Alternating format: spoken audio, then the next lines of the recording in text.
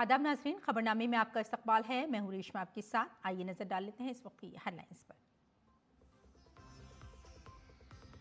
आइंदा बजट की तैयारियां शबाब पर। वजीर आजम नरेंद्र मोदी ने बजट के हवाले से माहिरीन इख्तिसादियात से की बातचीत। वजीर खजाना निर्मला सीतारमण और नीति आयोग के वाइस चेयरमैन सुमन बैरी ने भी मीटिंग में की शिरकत।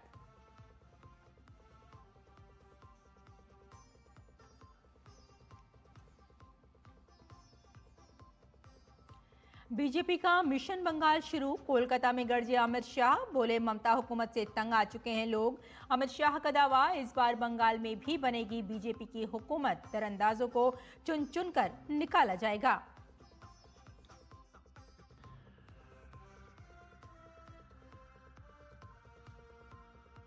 आम आदमी पार्टी हुकूमत ने विकसित भारत जी राम जी एक्ट के खिलाफ पंजाब असेंबली में पेश की करारदाद। मरकजी वजीर ज़राअत शिवराज सिंह चौहान ने जवाबी वार करते हुए कहा, पार्लियामेंट के कानून के खिलाफ यह करारदाद है गैर जमहूरी। इस स्कीम को बताया मजदूरों के लिए एक नेमत।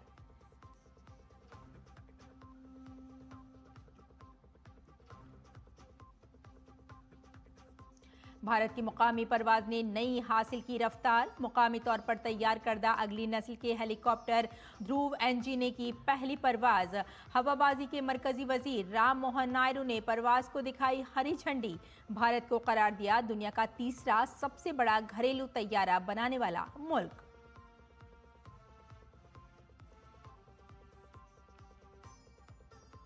बांग्लादेश की सियासत को बड़ा धचका। साबिक वजीर आजम और बांग्लादेश नेशनलिस्ट पार्टी की चेयरपर्सन खालिदा जिया का 80 साल की उम्र में इंतकाल। वजीर आजम मोदी ने उनके इंतकाल पर रंजो गम का किया इजहार।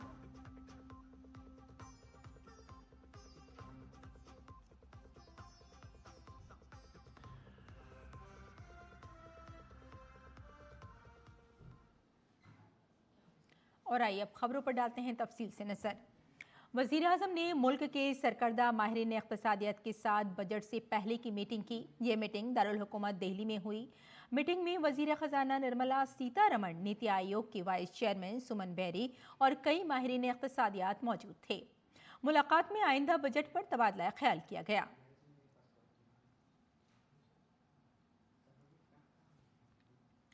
और दिल्ली और बिहार के इंतखाबात जीतने के बाद बीजेपी की पूरी तवज्जो अब 2026 के असेंबली इंतखाबात पर है।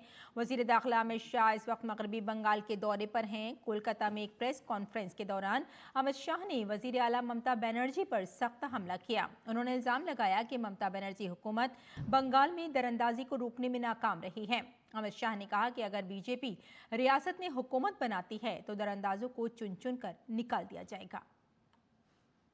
एक ऐसी मजबूत राष्ट्रीय ग्रिड बनाएंगे जो बंगाल से घुसपैठ को समाप्त कर देगी। इंसान छोड़ दीजिए, परिंदा भी पैर नहीं मार पाए, इस प्रकार की एक मजबूत ग्रिड की रचना हम करेंगे।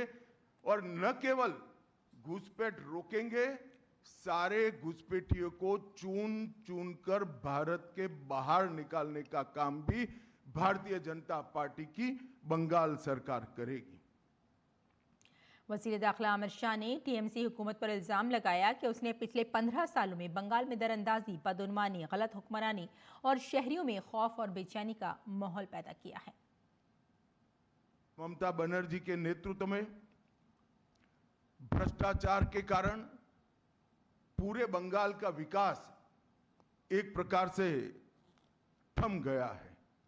मोदी जी की सारी लाभकारी योजनाएं जो पूरे देश में गरीबी का उन्मूलन कर रही है, यहां पर टोल सिंडिकेट के भेंट चढ़ चुकी हैं और हर योजना डेड एंड पर पहुंच चुकी है। 14 सालों से भय और भ्रष्टाचार ये बंगाल का पहचान बना हुआ है।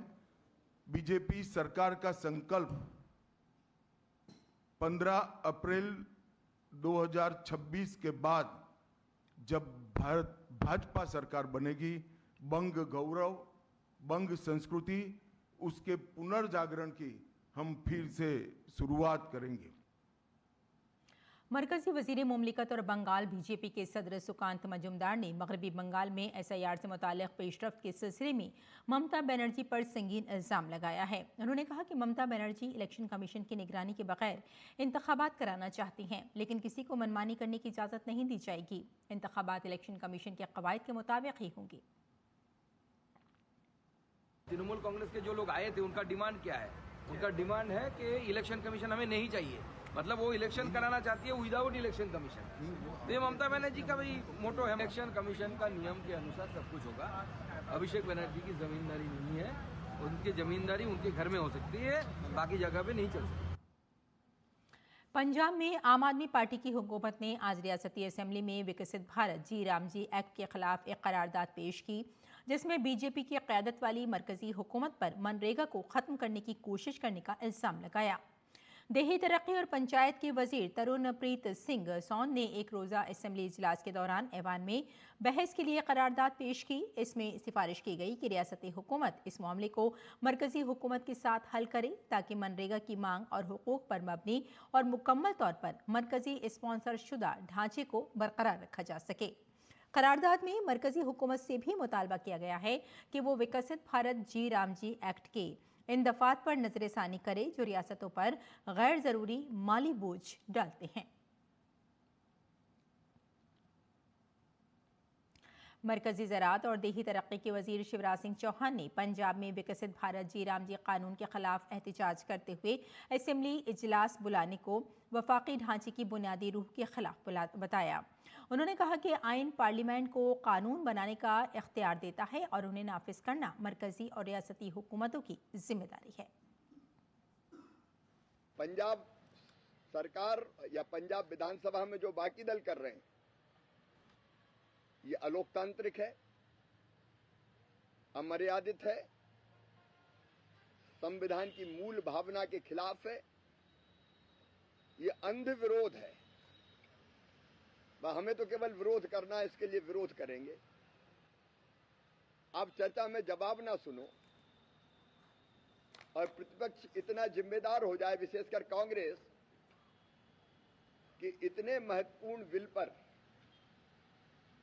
नेता प्रतिपक्षी लोकसभा से गायब रहे, संसद से गायब रहे, जब संसद में चर्चा होगी गायब रहेंगे। शिवराज सिंह चौहान ने पंजाब में बदउनवानी की मुतादिद मिसालें दर्ज की। उन्होंने कहा कि पंजाब में बदउनवानी की सूरत हाल इंतहाई संगीन है। पंजाब में तो इतने करप्शन के मामले हैं, अभी मैं रिपोर्ट देख रहा था। ये पंजाब में सोशल ऑडिट 13,304 ग्राम पंचायतों में से केवल 5,915 में हुआ। लगभग वित्तीय गबन के 10,653 मामले सामने आए। रिपोर्ट में 10,653 मामले, उनमें कार्रवाई नहीं की गई। सड़क की सफाई और नहरों की सफाई के नाम पर पैसा निकाल लिया गया, ओवर एस्टिमेट बनाए गए। फिर केंद्रीय टीम ने जांच की और वसूली की अनुशंसा की कि इतनी राशि का गबन हुआ है। देही तरक्की के मरकजी वजीर शिवराज सिंह चौहान ने कहा कि तरक्की याफ्ता देहात के बगैर तरक्की याफ्ता भारत नहीं बनाया जा सकता। विकसित भारत, ये संकल्प है प्रधानमंत्री जी का, देश का ही संकल्प है ये, और उसके लिए जरूरी विकसित गांव के बिना विकसित भारत बन नहीं सकता। और इसलिए विकसित भारत जी राम जी योजना को विकास से जोड़ने का काम भी हुआ। ग्राम पंचायत गांव के समन्वित विकास का प्लान तैयार करेगी और ग्राम पंचायत और ग्राम सभा जो काम तय करेगी, जो गांव के विकास के लिए आवश्यक है, वही काम इस योजना के अंतर्गत किए जा सकेंगे। और सदर जमहूरिया द्रौपदी मुर्मू ने झारखंड के गुमला जिले में मुनक्किदा बैन रियासती पीपल्स कल्चरल कॉन्क्लेव में शिरकत की। इस मौके पर उन्होंने कबायली सकाफत, रिवायात और विरसे के तहफ़्फ़ुज़ पर खुसूसी जोर दिया।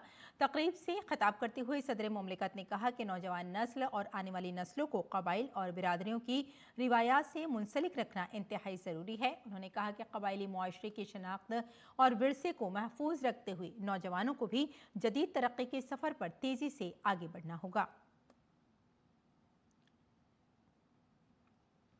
युवा पीढ़ी और भावी पीढ़ियों को जनजातीय समुदायों की परंपराओं से जोड़कर रखना बहुत आवश्यक है। जनजातीय विरासत और पहचान को सुरक्षित रखते हुए हमारे युवाओं को आधुनिक विकास की यात्रा में भी तेजी से आगे बढ़ना है। जनजातीय समाज के लोगों के अंदर बहुत कलाकृति है, उसको लोगों के सामने रखना और उनको रोजगार देना और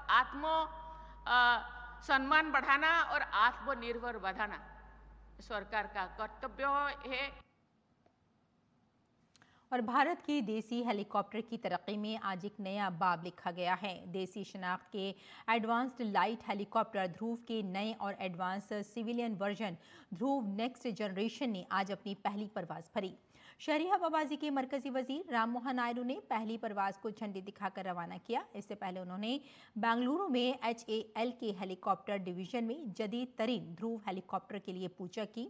राम मोहन नायडू ने हेलीकॉप्टर की हिफाजती खुसूसियात का भी जायजा लिया। ये देसी helicopter Bharat aeronautics limited HAL ने तैयार किया है। 6 से 14 नशिस्तों की गुंजाइश वाला ये हेलीकॉप्टर सियाहत, VIP transport, disaster and flood management और मैरीटाइम ऑपरेशन जैसे सिविलियन ऑपरेशंस की सलाहियत रखता है। Dhruv NG advanced light helicopter का एक नया और बेहतर वर्जन है, जो पहले ही भारतीय फौज के लिए निहायत कारआमद साबित हुआ है। इसमें कई जदीद तब्दीलियां भी की गई हैं, जिनमें एक ताकतवर देसी इंजन और सिविलियन सर्टिफिकेशन की जदीद खुसूसियात शामिल हैं। And I also to share the fact that HAL Hindustan Aeronautics Limited is supposed to be a bicycle riding on two wheels. One wheel is the defense, one wheel is the civil aviation. But you have to also realize that the bicycle design has gone through various changes over the years. If you would have seen the history, then you would remember the earlier design of the bicycle where one wheel is too big and one wheel was small. So like that, HAL for some time has been riding on the wheel of defense, taking a heavy load on the defense. But today I can proudly say from what we have witnessed today, the internal design of HAL is now changing and the bicycle is now riding on two equal wheels, which is the civil aviation and defense. That is why it is a very even more proud of moment for me leading the civil aviation sector in the country. और Defence research and Development Organisation ने पीर को उड़ीसा के चांदीपुर में वाक़े integrated test range में Pinaka long range guided rocket 120 का पहला कामयाब तजुर्बा किया। काबिल ज़िक्र है कि ये तजुर्बा भारतीय फ़ौज की जंगी सलाहियत को मजबूत करने की जानिब एक अहम कदम है। इस रॉकेट का तजुर्बा 120 किलोमीटर तक मार करने के लिए किया गया। पिनाका LRGR 120 को मुतादिद DRDO लेबोरेटरीज ने मुश्तरका तौर पर तैयार किया है, जिसमें पुणे में armament research and development establishment, Hyderabad में defence research and development lab और रिसर्च सेंटर इमारत वगैरह शामिल हैं। वज़ीर दिफा राजनाथ सिंह ने DRDO को इस कामयाबी पर मुबारकबाद दी। उन्होंने कहा कि तवील फासले तक मार करने वाले गाइडेड रॉकेट के कामयाब डिज़ाइन और तरक्की से मुसल्लह अफवाज की सलाहियतों को मज़ीद तक़वियत मिलेगी। उन्होंने इसे गेम चेंजर करार दिया। और आइए अब बात करते हैं विकसित भारत जी राम जी कानून की।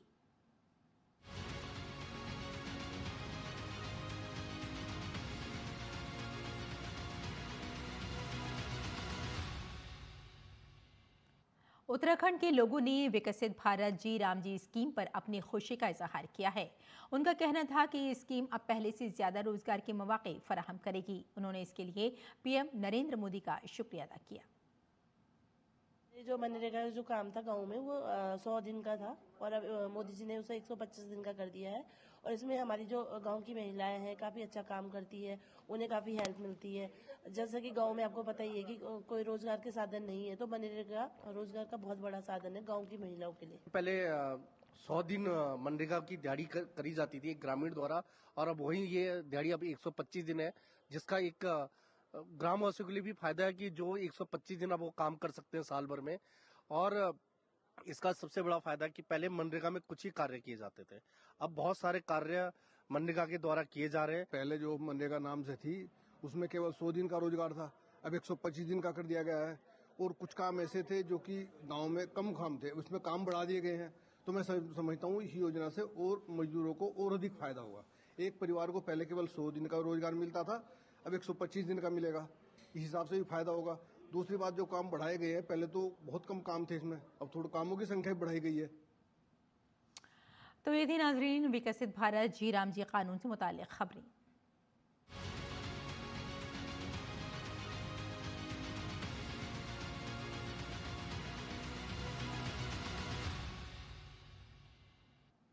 आइए बुलेटिन में आगे बढ़ते हैं, कुछ और खबरें देखते हैं। साल 2025 भारत के लिए सिर्फ एक कैलेंडर साल नहीं था, बल्कि इस सकाफती नशात सानिया का एक सुनहरा बाब था। अयोध्या से लेकर यूनेस्को के आलमी स्टेज तक भारत की तहजीब, अकीदे और रिवायात ने पूरी दुनिया में अपनी मौजूदगी का एहसास दिलाया। मुक़द्दस ज़ियारत गाहों से लेकर बैनुल-अक़वामी पहचान तक इस साल भारत की सकाफती ताकत का आलमी उरूज देखा गया। आइए देखते हैं डीडी न्यूज़ के नुमाइंदा डॉक्टर सुयेश शर्मा की 2025 के सकाफती सफ़र पर खुसूसी रिपोर्ट। साल 2025 भारत की सकाफती निशाते सानिया के एक सुनहरी बाब के तौर पर उभरा। ये वो साल था कि जब भारत की तहजीब, अकीदत और रिवायात महज यादें नहीं रहीं, बल्कि कौमी शऊर की धड़कन बन गईं। मुक़द्दस ज़ियारत गाहों से लेकर आलमी प्लेटफॉर्म तक हिंदुस्तान ने नए एतमाद के साथ दुनिया के सामने अपनी सकाफती ताकत का मुजाहिरा किया। साल 2025 का आगाज एक तारीखी कामयाबी के साथ हुआ। प्रयागराज में होने वाले महाकुंभ मेले ने तारीख रकम की। 66 करोड़ से ज्यादा अकीदतमंदों की शिरकत के साथ ये दुनिया का सबसे बड़ा रूहानी इज्तिमा बन गया। प्रयागराज महाकुंभ मेले के दौरान आलमी तवज्जो का मरकज था, जहां अकीदत, नज़्म-ओ-ज़ब्त और रिवायात का संगम भारत की मुनफरिद सकाफती ताकत की अलामत बन गया। शुमाल मशरक़ी भारत में सकाफती विरसे को भी नई जिंदगी मिली। त्रिपुरा में 524 साला कदीम त्रिपुरा सुंदरी मंदिर को दोबारा तैयार किया गया था। प्रसाद स्कीम के तहत शुरू किए गए इस काम में अकीदत और जदीद सहूलियात की खूबसूरत तरतीब पेश की गई। वंदे मातरम, जिसने कौमी शऊर को आवाज दी, और इसने 2025 में 150 साल मुकम्मल कर लिए। वज़ीर आज़म की तरफ से शुरू की गई साल भर की तकरीबात में 1 करोड़ 60 लाख से ज्यादा लोगों ने अपनी आवाज जोड़ी और ये गीत एक अवामी तहरीक बन गया। 2025 में सकाफत के साथ साथ तारीख भी लौट आई। 127 साल बाद भगवान बुद्ध के मुकद्दस आसार पिपरहवा से भारत वापस आए। बैनुल-अक़वामी सतह पर भारत की साख मजीद मजबूत हुई। दिवाली को इंसानियत के लिए गैर महसूस सकाफती विरसे के तौर पर तस्लीम किया गया। 2025 में इल्म की रिवायात को बरकरार रखने के लिए ज्ञान भारतम पहल शुरू की गई, जिसका मकसद कदीम मखतूतात को महफूज करना और डिजिटल बनाना था। लोक माता अहिल्या बाई होलकर की 300वीं यौम पैदाइश मनाई गई, जिसमें वजीर आज़म खुद मेहमान खुसूसी थे, और यौम जमहूरिया पर जय जय मामा भारतम की रिकॉर्ड तोड़ गाने ने सकाफती फक्र को नई बुलंदियों तक पहुंचा दिया।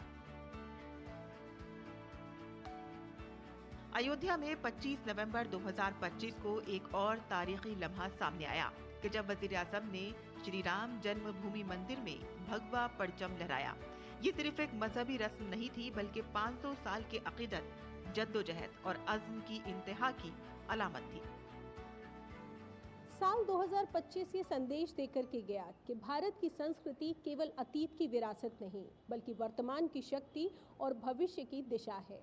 अयोध्या से लेकर यूनेस्को तक एक बार फिर भारत ने पूरे विश्व को दिखा दिया कि भारत की संस्कृति की आत्मा आज भी उतनी ही जीवंत और प्रभावशाली है। कैमरा पर्सन उत्तम सिंह के साथ मैं डॉक्टर सुयश शर्मा, डीडी न्यूज़, दिल्ली।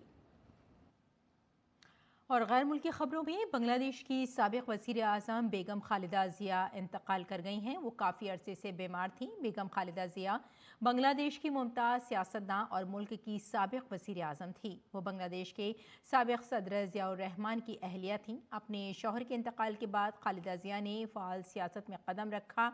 उन्होंने बांग्लादेश नेशनलिस्ट पार्टी की क़यादत संभाली। अपने सोशल मीडिया प्लेटफॉर्म पर मालूमात का इश्तराक करते हुए BNB ने कहा कि उनका इंतकाल सुबह 6 बजे के करीब नमाज फजर के बाद हुआ।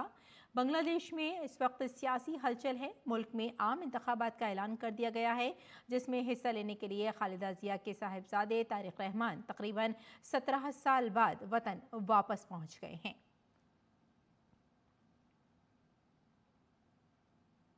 वज़ीर आज़म नरेंद्र मोदी ने बांग्लादेश की साबिक़ वज़ीर आज़म और BNP की चेयरपर्सन बेगम खालिदा ज़िया के इंतकाल पर रंजो गम का इजहार किया है। वज़ीर आज़म नरेंद्र मोदी ने खालिदा ज़िया के ताउन को याद करते हुए पुरानी तस्वीरें शेयर की और कहा कि बांग्लादेश की पहली खातून वज़ीर आज़म के तौर पर उन्होंने मुल्क की तरक्की के साथ साथ भारत और बांग्लादेश के ताल्लुकात को मजबूत बनाने में अहम किरदार अदा किया। वज़ीर आज़म ने सोशल मीडिया प्लेटफॉर्म पर लिखा, साबिक़ वज़ीर आज़म और BNP की चेयरपर्सन बेगम खालिदा ज़िया के इंतकाल के बारे में जानकर इंतहाई अफसोस हुआ। उनके ख़ानदान और बांग्लादेश के तमाम लोगों के साथ हमारी गहरी ताज़ियत। ईश्वर उनके घर वालों को ये सदमा बर्दाश्त करने की ताकत दे।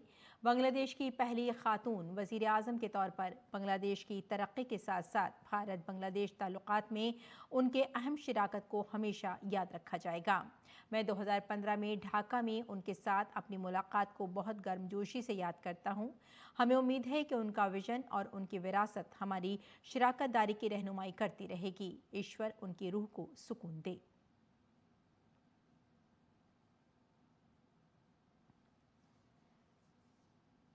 आगे बढ़ते हैं। रूसी सदर व्लादिमीर पुतिन के सरकारी रिहाइशगाह पर ड्रोन हमले की इत्तलात हैं। ये हमला एक ऐसे वक्त में हुआ जब अमेरिकी सदर डोनाल्ड ट्रंप और यूक्रेन के सदर ज़ेलेंस्की वाशिंगटन में अमन मुज़ाकरात पर बात कर रहे थे। वज़ीर आज़म मोदी ने भी रूसी सदर व्लादिमीर पुतिन की सरकारी रिहाइशगाह पर हमले की शदीद मज़म्मत करते हुए सोशल मीडिया पर लिखा, हमें रूसी फेडरेशन के सदर की रिहाइशगाह पर हमले की इत्तलात पर गहरी तशवीश है।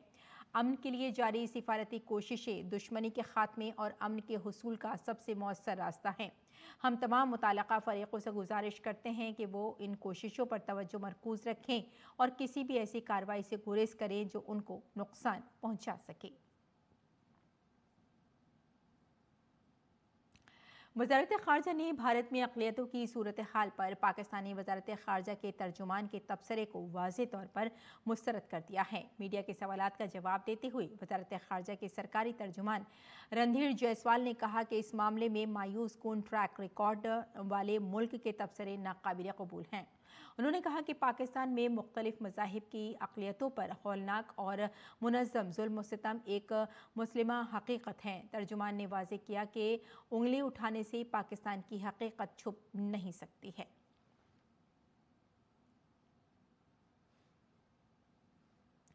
अमेरिकी सदर डोनाल्ड ट्रंप ने ईरान को सख्त इंतबाह देते हुए कहा है कि अगर ईरान ने अपना बैलिस्टिक मिसाइल या जौहरी प्रोग्राम दोबारा शुरू किया तो अमेरिका बड़ा हमला कर सकता है। फ्लोरिडा में इजरायली वज़ीर आज़म बेंजामिन नेतन्याहू से मुलाकात के बाद ट्रंप ने कहा कि उन्हें ऐसे इशारे मिल रहे हैं कि ईरान अपने हथियारों के प्रोग्राम को आगे बढ़ाने की कोशिश कर रहा है। ट्रंप ने हमास को अपने हथियारों के हवाले न करने की सूरत में संगीन नताइज का इंतबाह भी दिया। उन्होंने ये भी कहा कि गज़ा में जंगबंदी के मामले पर अमेरिका और इसराइल के दरमियान कोई बड़ा इख्तलाफ नहीं है। मुश्तरका प्रेस कॉन्फ्रेंस में ट्रंप ने वाज़ेह किया कि उन्हें इसराइल के इक़दामात से कोई सरोकार नहीं, ये कहते हुए कि वाशिंगटन तेहरान की सरगर्मियों पर गहरी नज़र रखे हुए है। इस दौरान नेतन्याहू ने कहा कि इसराइल तनाज़ा नहीं चाहता बल्कि ईरान की सरगर्मियों पर गहरी नज़र रखे हुए है। और खेल की खबरों में भारत और श्रीलंका की खवातीन क्रिकेट टीमों के दरमियान T20 सीरीज का 5वां और आखिरी मैच आज तिरुवनंतपुरम में खेला जाएगा। भारतीय टीम ने पहले 4 मैच जीतकर सीरीज में 4-0 की नाकाबिले तस्खीर बरतरी हासिल की है। भारतीय टीम का मकसद 5वां मैच जीतकर क्लीन स्वीप मुकम्मल करना होगा। दरिया असना श्रीलंका की टीम आखिरी मैच जीतकर सीरीज को जीत के साथ खत्म करना चाहेगी। तो नाज़रीन, खबरनामे में फिलहाल इतना ही। इजाज़त दें। आदाब।